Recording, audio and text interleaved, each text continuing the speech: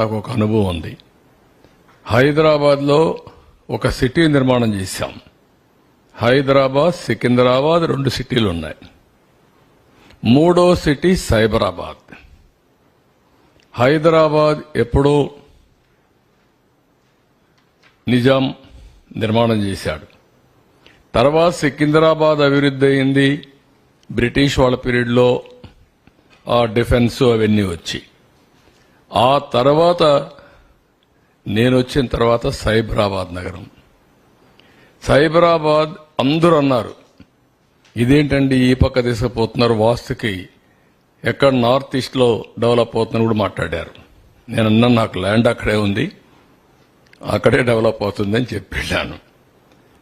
అది మీరు చూస్తే ఈరోజు నాకు వచ్చింది ఒక ల్యాండ్ తప్ప హైదరాబాద్కు నీళ్లు లేవు, కరెంటు లేదు, అనేక సమస్యలు ఉన్నాయి. ఒక అడుగు నేనేసాను, ఒక అడుగు కలిసి వచ్చింది. బ్రిక్ బై బ్రిక్ నిర్మాణం చేశాం. 9 ఏళ్లలో ఒక ఎకో సిస్టమ్ క్రియేట్ చేశాం. ఈరోజు ఎవ్వరు కూడా దాన్ని రివర్స్ చేయలేని పరిస్థితి తీసుకొచ్చాం. నీళ్లు లేవు. నేను వరల్డ్ బ్యాంక్ని అడిగితే, డబ్బులు ఇమ్మని అడిగితే 20 లీటర్లు దగ్గర 20 రూపాయలు చేస్తే మేము నీళ్లు ఇస్తామని పెట్టే పరిస్థితులు. మీరు కానీ కన్జ్యూమర్కు టారిఫ్ వేస్తే, మీరు అండర్స్టాండింగ్ ఇస్తే మేము నీళ్లు ఇస్తామంటే, అది ఇస్తే నా పని అయిపోతుందని నేను ఒక వినూత్నంగా ఆలోచించి కృష్ణా నుంచి రోడ్డు పక్కన పైప్ లైన్ వేయాలని నిర్ణయం చేశాను. ఒక సీజన్లో తీసుకొచ్చా. ఎంతో మంది ప్రయత్నం చేసి ఇది సాధ్యం కాదనుకుని వదిలిపెట్టిన తాగునీరు ప్రాజెక్ట్ని, కృష్ణా జలాలను హైదరాబాద్ తీసుకొచ్చాం. దాంతో చరిత్ర తిరగరాసే పరిస్థితికి వచ్చాం. ఈరోజు అలాంటి అనుభవం పెట్టుకుని దీనికోసం మేము ఆలోచించింది ఈ ల్యాండ్ పూలింగ్ అని చాలాసార్లు మేము ఆలోచించాం. హైదరాబాద్కి ఒక ఎట్లా చేయాలి అని మేము ఆలోచిస్తే, ఒక టవర్ కట్టాలి. టవర్ కట్టాలంటే ఎట్ట కట్టాలి, ఏం చేయాలి? ఒక 6-7 బ్రెయిన్ స్టార్మింగ్ సెషన్స్ పెట్టుకున్న తర్వాత మాకు క్లూ దొరికింది. ఆ క్లూనే ఒక సైబరాబాద్ హైటెక్ సిటీ ఒక టవర్ కట్టాలని. ఆ టవర్ కట్టాలంటే ఎవరు కడతారు, డబ్బులు ఎవరు పెడతారు, ఎక్కడ చేయాలని? అప్పుడే BOT మోడల్ ఎల్ఎన్టీ టెండర్ పిలిచాం, వచ్చారు. వాళ్ళకి ఎల్ఎన్టీకి ఇచ్చాం. ఇండియాలో బెస్ట్ కన్స్ట్రక్షన్ కంపెనీ ఆ రోజున ఎల్ఎన్టీ. ఒక హైటెక్ సిటీ కట్టిన తర్వాత ఏం చేయాలి? కంపెనీలు రావాలి. కంపెనీలు రావాలంటే ఏం చేయాలి? ప్రపంచం తిరగాలి. 14 రోజులు అమెరికాలో నేను కంపెనీ టు కంపెనీ తిరిగి ఐటీ స్ట్రెంగ్త్ ఇన్ ఇండియా, దాంట్లో తెలుగు వారి యొక్క పాత్ర ఇవన్నీ చెప్పి ఎడ్యుకేట్ చేశాను. ఏది హైటెక్ సిటీ ఫిలప్ చేయడానికి. ఆ తర్వాతనే వచ్చాయి అన్ని కంపెనీలు. ఆ తర్వాత చరిత్ర మీరు చూశారు. అంటే ఒక పని చేయాలంటే మళ్ళీ అక్కడి నుంచే నెంబర్ ఆఫ్ ఇంజనీరింగ్ కాలేజెస్ పెట్టాం. ఈరోజు ఇక్కడ చదువుకున్న వాళ్ళు హైదరాబాద్కి వచ్చారు. హైదరాబాద్ అని చదువుకున్న వాళ్ళు విదేశాలకు పోయారు, సెటిల్ అయ్యారు. కడాన మైక్రోసాఫ్ట్ CEO కూడా హైదరాబాద్లో పనిచేసి CEO అయ్యే పరిస్థితికి వచ్చాడు. ఒక ఈవెంట్ ఏ విధంగా అభివృద్ధి అవుతుందో ఎగ్జాంపుల్స్ ఇవన్నీ. అలాంటి పవిత్రమైన భావంతో చేసిన నగరం, పవిత్ర లక్ష్యంతో, ఒక ఆశయం కోసం ఈ నగరాన్ని నిర్మాణం ప్రారంభించాం. ఇక్కడికి వచ్చినప్పుడు నారాయణ గారు మంత్రి. చాలాసార్లు ఆలోచించాం, నారాయణ పంపించేవాడిని, ఏం చేద్దాం అని ఆలోచించాం. కడాని ఇక్కడ కొంతమంది ల్యాండ్ ఇవ్వడానికి సిద్ధంగా ఉన్నారు అనేది ఫస్ట్ స్టెప్. అది అయిన తర్వాత ఆలోచించాం, ల్యాండ్ ఇవ్వడానికి సిద్ధంగా ఉన్నది ఎట్లా ఇవ్వాలి, ఏ రేటుకు కొనాలి. మా దగ్గర డబ్బులు లేవు. అప్పటికే 15,000 కోట్లు డెఫిసిట్ ఫైనాన్స్.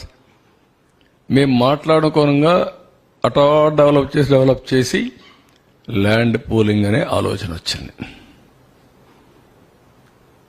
ఆ ల్యాండ్ పూలింగ్ అనే ఆలోచన సాధ్యమా? ఇది ఒక ఇండస్ట్రీ పెట్టాలంటే ఒక 20 ఎకరాలు 30 ఎకరాలు ల్యాండ్ ఎక్విజిషన్ చేయాలంటే గవర్నమెంట్ ఆఫ్ ఇండియా ఇచ్చినట్టు కొత్త రూల్స్ అన్ని పాటిస్తాం. ఒక ఇరిగేషన్ ప్రాజెక్ట్ చేయాలంటే ఎంత కష్టపడ్డా మనం చూసాం.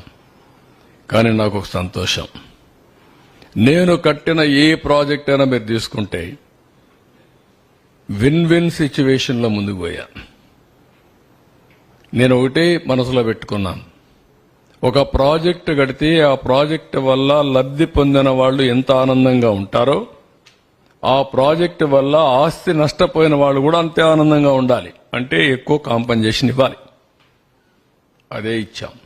ఎక్కడా నా హయాంలో ఇరిగేషన్ ప్రాజెక్ట్స్కి కానీ, రోడ్డు ప్రాజెక్ట్స్కి కానీ, ఎయిర్పోర్ట్లకు కానీ ఎక్కడ గొడవనే మాట లేకుండా చేశాం.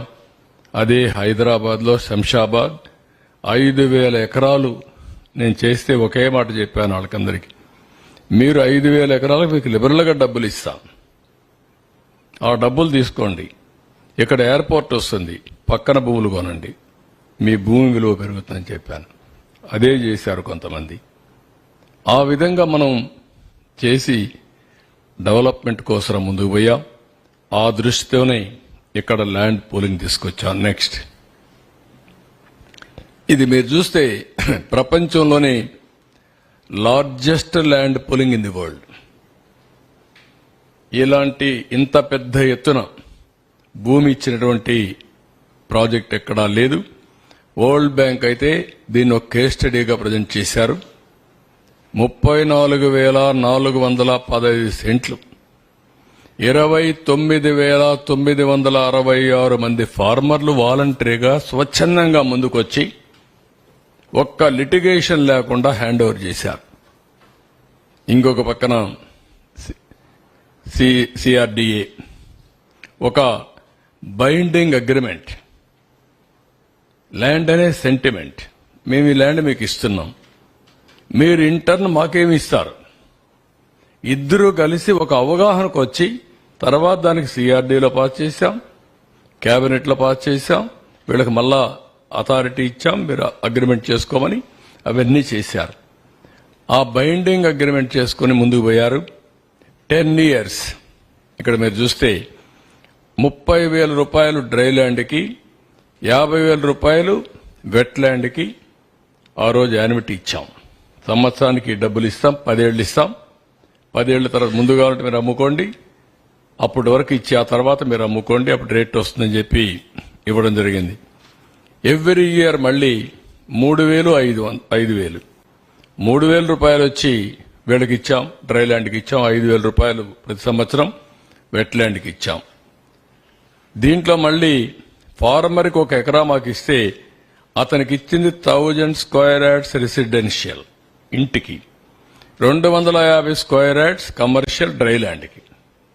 అదే వెట్ ల్యాండ్కి 1000 square yards residential, 450 square yards కమర్షియల్కి ఇచ్చాం.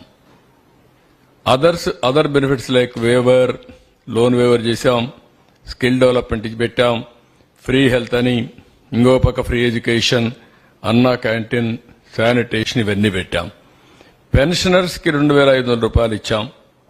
అంటే ఇక్కడ ఒక రాజధాని కడతా ఉంటే వ్యవసాయం పనిజరక్కపోతే ఉపాధి కోల్పోతుందని, ఒక విధంగా ఉపాధి కూడా కోల్పోదు, ఇంకా ఎక్కువ ఉద్యోగాలు వస్తాయి.